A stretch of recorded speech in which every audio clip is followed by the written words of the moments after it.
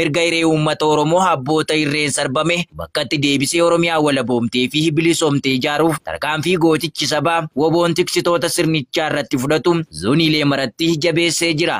Reefii gaachanni sabaa gootichi waraana bilisummaa Oromoo itti fufiinsa bobbaa Irbuu Shinnigaa milkeessuuf tarkaanfii laalessaa lukkeelee diinaa irratti fudhachaa jiruun bakkeewwan adda addaatti injifannoo gammachiisoo fi nama boonsan fudhachuu itti fufee jira. Akka kanaanis lixa Shaggar aanaa Tokkee Kuttaayetti jajjabeen loltoota bilchiginnaatti hattee itti hidhuun hedduu biyyee nyaachise du'aaf madoona dabuun meeshaa irraa hiikuun beekamee jira. Leencichi abdii sabaa kan uummanni Oromoo fuulduree isaaf abdatu guyyaa kaleessaa fulbaana 14 ganamaan Oromiyaan Birgeedii lixa Shaggar aanaa Tokkee Kuttaayee ganda Xaamaayee jedhamtutti keelee bilchiginnaa irratti haleellaa baneen hedduu battalatti rasaasaan gombise biyyee nyaachisuun meeshaa waraanaa hedduu irraa hiikee galii mooraa qabsoo bilisummaa Oromoo godhee jiraachuun ifoomeera. Daandii cirracha gurraacha guddicha Gudar Finfinnee geessu irratti leencoliin ija barbadaa Birgeediin abiddaa tarkaanfii laalessaa sireeffii tokko irratti fudhateen guutummaatti daaraa botoroo gochuun loltoota 9 battalatti ajjeesuun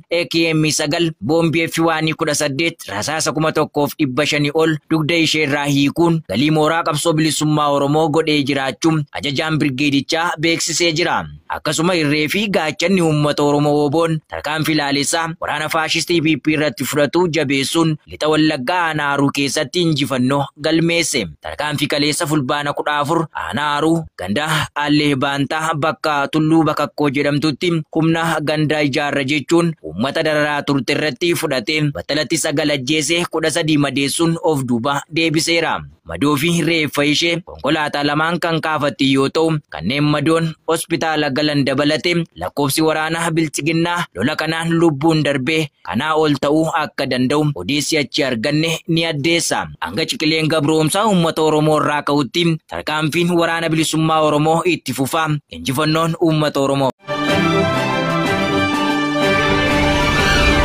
Murni bilchiginnaa magaala Dambidolloo keessa konkolaachistoota funaaniidhuun barame. Jaalir Burugaa waan qindeeffatti qabe. Gareen faashistii PP ilmaan Oromoo badii isaanii malee dararuu aadeffat bulchiinsa magaalaa Dambidolloo keessaa konkolaachistoota sababa lagannaa gabaa fi uggura geejibaan dhaabbatan maaliif dhaabbattu karoora waraana bilisummaa Oromoo tarkaanfachiisaa jirtu jechuun hidhanii dararaa jiru. Warreen barcuma siyaasaa isaaniif malee uummata bulchaniif yaanne namoota nagaa qabeenya isaanii tikfachuuf konkolaataa isaanii dhaaban yakkamtoota taasisuun dararaa jiru. Namoota kanas magaalaa Dambidolloo dabalatee magaalota kanneen akka Muggii faa irraa qabanii jiru. Namoota kana keessaas Muggii irraa abbaa qabeenyaa Maammanuur Saidoo fi Dambidolloo irraa konkolaatisaan Namoomsaa jedhamu keessatti argama. Kanneen qabaman kunis galma Duwwaa 7 bulchiinsa magaalaa Dambidolloo keessatti argamutti hidhamanii jiru. Galma Duwwaa 7 kana keessas ilmaan Oromoo milishummaaf dirqamaan qabaman 200 ol ta'an isachi keessatti ugguramanii akka jiran barameera. Godina Wallaggaa naannoo Qumbaa Saamichiloon Hawaasaa irraa waraan gabroonfata PP raawwatame. Jaalboodii addunyaa bal'inni isaa akka taanutti isiniif dhiyeessa. Wareegamaa fi aarsaa waraanni bilisummaa Oromoo impaayera afaan qawween ijaaramtee diiguuf gochaa jiru laayyoo kan hin taane yoo ta'u cichoominaa fi jabina gooticha waraana bilisummaa Oromoo jala dhaabbachuu kan dadhabe murni bilchiginnaa ammoo waboof hawaasa Oromoo addaan baasuuf olola yeroodhaa yerootti oofee fudhatama dhabuun amma ammoo sabicha qorqalbii cabsuuf guyyuu miidhaa jabaa qaqqabsiisaa jira.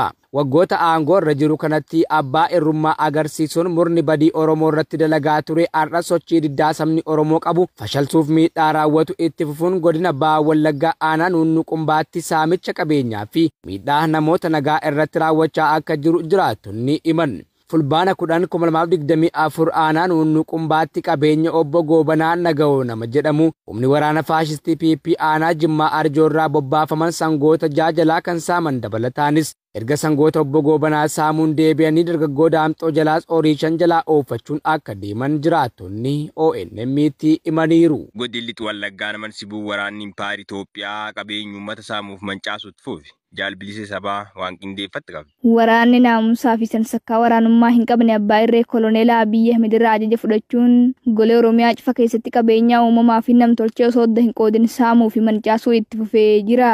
akkaataa kanaan godina lixa wallaggaa aanaa mana sibuu keessatti saamichaa fi mancaatiin qabeenyaa waraana goolessaa piippiin raawwatamu jabaateera. Bulchiinsa magaalaa Karrawaayyuu jedhamutti fulbaana 12/2024 waraanni faashistii Abiyyi Ahmed mana jiraatota maqaan isaanii Bultii Addaamuu fi Obbo Musee jedhaman cabsanii seenuun qabeenya mana keessaa hanga humni danda'e erga saamanii booda kanaaf ammoo caccabsuun mancaasanii deemuu jiraattotni magaalichaa irraata biyyoolessa Oromiyaatti himaniiru. Gochi badii akkanaa kun kan irratti raawwatameef namootni kun badii qabaatanii osoo hin taane sababa oromummaa isaanii qofaaf ta'uun ibsameera. Miseensonni raayyaa ittisa Impaayiritti Godina Qeellam Wallaggaa Nawwa Galaaniif Daallee waa bararra waraan bilisummaa Oromoo tarkennatan jaalboori addunyaa bal'inni isaa qaxxaanutti isiniif dhiyeessa. Murni biltsiginnaa Impaayira sabootni afaan qawween cabanii keessa jiraatan akka waan fedhii waliin jiraataa jiraniitti afaan qawween itti fufsiisuuf dargaggoota Oromoo fi saboota biroo humnaan qabee leenjii kennuufin ergama dabaa lubbuu namaa galaafatu akkasumas qabeenya barbadeessuun cuubee bobbaasus badii biltsiginnaa baruun ganuu itti fufaniiru.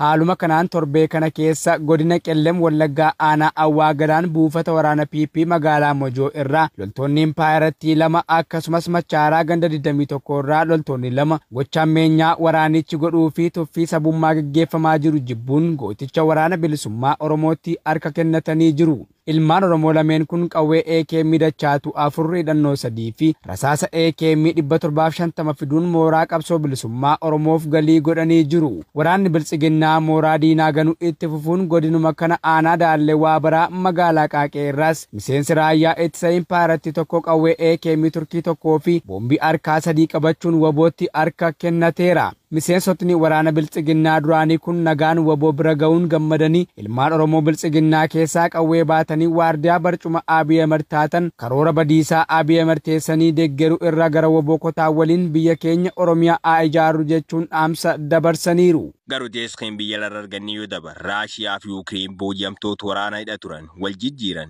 Jaalacaalu roobaa waan qindeeffate qaba. Raashiyaa fi Yuukireen sanbata kaleessaa jijjiirraa hidhamtoota waraanaa kan biraa kan gaggeessan yoo ta'u gama tokkoon isaanii namoota 300 gadhiisuu isaanii ministeerri ittisa Raashiyaa beeksiseera. Waggaa kana fulbaana 14 bu'aa adeemsa mariitiin tajaajiltoonni Raashiyaa 300 naannoo Raashiyaa Kursii keessatti booji'aman naannoo mootummaa Kiiviin to'atame irraa deebifamaniiru. Deebisee booji'amtoonni waraanaa humnoota waraanaa Yuukireen 300 deebi'aniiru jechuun ibsi ministeerichi baaseen beeksiseera. Tarkaanfii ajaa'ibaatiin Yuukireen ji'a darbe loltoota gara naannoo Kursik Raashiyaatti erguun qubsuma hedduu achitti qabadheera jetteetti. Itti dabaluudhaanis Yuunaayitid Arab Emireet loltoonni Raashiyaa booji'amanii akka deebi'an ga'ee giddu seenummaa namoomaa taphatteetti jedheera.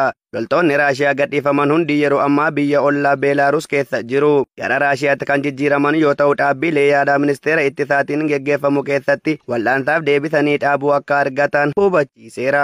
Raashiyaa fi Yuukireen erga waraanni kun guraandhala 2022 eegale as booji'amtoota waraanaa yeroo 60tti siqan jijjiirraa wal taasisaniiru. Jijjiirraa isa dhumaa dura biyyoonni lamaan tokkoon isaanii booji'amtoota waraanaa 115 hagayya 24 wal jijjiiraniiru. Jijjiirraan kun kan Turkiin qindeessite fi dachee Turkii irratti raawwatedha jechuun Aljeeziraan gabaaseera. Hello, akkam jirtu naguma? Akkam nagaa jirtu? Haqaafan Fayyeeraan jedhama. Arraata biyyoolessa Oromiyaa irraan si bilbiluutti jira. Mee maqaa kee fi gahee hojii keetii eessarraalleen akka baate dhaggeeffattootaaf daawwattoota keenyaaf nuu qoodi.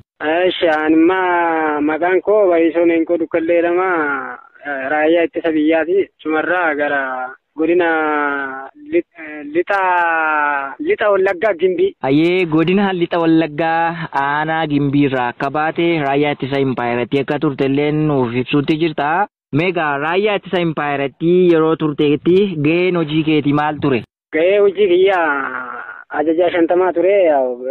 Kanaan dura hojjechaa ture. Ayyee ajajaa 50 akka taate raayyaa ittisa Impaayiratti moonaa Impaayira sana balfuudhaan gara waraana bilisummaa Oromootti harka laattatteetti jirta. Isin baay'inaan hangam taatu kan waraana bilisummaa Oromootti harka laattattani? Ammaaf yeroo akka nama 2 booda kan qophaa'ee harka laatuuf kan qophaa'u. Ayyee 2 taatanii mooraa waraana Impaayiratti diiguudhaan gara waraana bilisummaa Oromootti harka laadhattaniiti kan argamtanii. Mee egaa gara mooraa Impaayira Itoophiyaa kana jalqabuma akkamiin dhaquu dandeesse? Akkamittiin dhaqxe? Bakka yeroo sanii anis gana ijoollee waan ta'eef ittiin hin barree maan akka ta'eyyuu hin beekne dhufeetuma seenee na sossobaneetuma seenee achi booda deebi'ellee hin beekne kanatti deeme amma xiqqoo yoo naa galu bakka naan ta'uu walii ka'eetii dhiisisiisa. Sossobbaadhaan gara waraana Impaayirattiitti akkam akkamti dubbachuu jirta? Bahuu kee foo maaltu si kakaase? Akkamitti bahuu dandeesse? Bahuu keetiif maaltu sababa? Maaltu sii gale? Bahuu kiyyaa fi baay'ee miidhama qaba. Kanaan duras lolli akka turen beekama.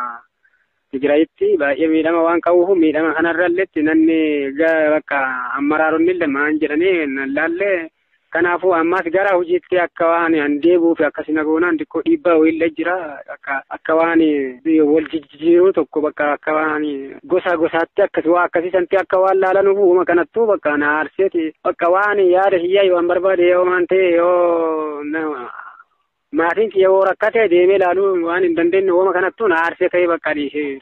Ayyee gabaabumatti rakkoon Impaayirattii keessaa gama waraanaan illee dhiibbaan akka jiru madooftee yaalallee akka argataa hin jirre akkasumallee ilaalcha akka hin qabne akkasumallee dhiibbaan oromummaadhaan sirra gahaa akka jiru dubbatta. Egaa mee waraana bilisummaa Oromoo yookaan mooraa qabsoo bilisummaa Oromootiif waan fiddanii dhuftan qabduu isin?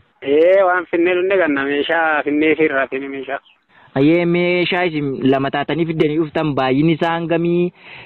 Mee tokko tokkoon nuuf ibsi. Meeshichi maalidha? Rasaasni illee yoo jiraate akkasuma hidhannoo boombii yoo jiraate dhaggeeffattoota keenyaaf nu ibsi. Boombiin 5. Masaaraan immoo meeshaan immoo turkii 3 tokkoo fi taataa 3 meeshaa walumaa galatti meeshaa 7 finneefi. Ayyee walumaa gala qawwee AKM 7 akka fiddanii mooraa qabsoo bilisummaa Oromoof galii gootan mooraa Impaayirattii yoonsuu akka itti fufee jiru kaastee jirta. Egaa gaaffii keenya biraatiin mooraa Impaayira sanaa keessa hogguu turtan raayyaa ittisa biraa kanneen ofiin jedhan sana keessa yeroo turtanii waraanni bilisummaa Oromoo nama ajjeesaa nama qalaa jedhaniitu bulgeessaniitu dubbatu kan isin dhuftanii argitaniif achi keessa kan ture hoo akkamittiin ibsuu dandeessa? Ati dhugaan jirtu maali? Animmaa achitti isaan kaasanuufu asitti dhufee ka argeeyyuu adda bakka waan biraati. Dammoo irra caalaa maarga wayii qabaattennaan isaan bira deemtennaan ninqalaantaa tikalu fiidhanii qeensa keessirra buqqisu jedhaan hatta nutti haasaa turani kanaan dura amma dhufee yoo bira ga'ee amma argu akka addaati kan laalamaa jirru maali. Jaalalli waraanni bilisummaa Oromoo namaaf qabu akkasuma naamusni waraana bilisummaa Oromoo gabaabsitee akkamiin ibsitame? Baay'ee nama gammachiisa baay'ee dasi namadha. Amma warra ijoollee teenya ijoollee Oromoo kan jedhamtu ijoolleen achi keessa jiran baay'ee ijoollee haaranu jiran amma isaanuyyuu itti gorsee akka isaan gara keenya deebi'anuufi dhaansa dabarsaa. Tole yeroo ammaa Impaayirri Itoophiyaadhaa caasaa adda addaa diriirsuudhaan gara baadiyyaatti waraana facaasuun akkasuma kaabinootallee jedhee labsii baasee jirutu jira. Waan kana akkamiin ilaalaa jirtaati? Oromoo irratti akka duulu ol fixuu teessuma aangoo isaa tikfachuutiif tooftaalee adda addaa ittiin uummata miidhan baasuu itti fufee jira. Waan kana keessoo Impaayira kanaa maaltu jira? Yeroo ammaa waan madaalte qabdaa kamittiin nu ibsita? Ani amma adda bilisummaa Oromoo baay'ee raayyaa ittisa biyyaatii fi adda bilisummaa Oromoo walitti dhufu eessatti walii argu baay'ee dasinaidha. Ani akka kiyyatti baay'ee dasinaidha. Amma garuu maatii ilaaluu waan barbaade yoo maatiillee ga'uu danda'a ga'uu dhabuus danda'a. Anuuyyuu deebi'eetu amma warra achi jiran sanuuyyuu itti gorsee bilbila isaanii waan qabuuf bakkee fadallaa ta'uun isaanuyyuu gara adda bilisummaa Oromoo akka isaan dhufan akka isaan hojjetanuuf waan hundaafuu ani dhaansa isaaniitti dabarsuu qabadha. Isaan wajjin haasa'uu qabadha. Tole egaa otoo hin beekinis ta'e otoo beektuu godhiif hin godhinii waraanaatiin ajaja raawwachuudhaan uummata Oromoo bal'aa miidhaa turte akkasumallee gocha suukanneessaa saba Oromoo irratti raawwachaa turteef uummata Oromoo bal'aa kanaan maal jettaati? Uummata Oromoo bal'aa kanaaf amma kana osoo hin beekne waan taane keessa jenne garuu waan goonaa silaan kanaafuu amma uummata Oromoo wanneedhu dhiifama guddaa isa gaafadhaan uummata Oromoo.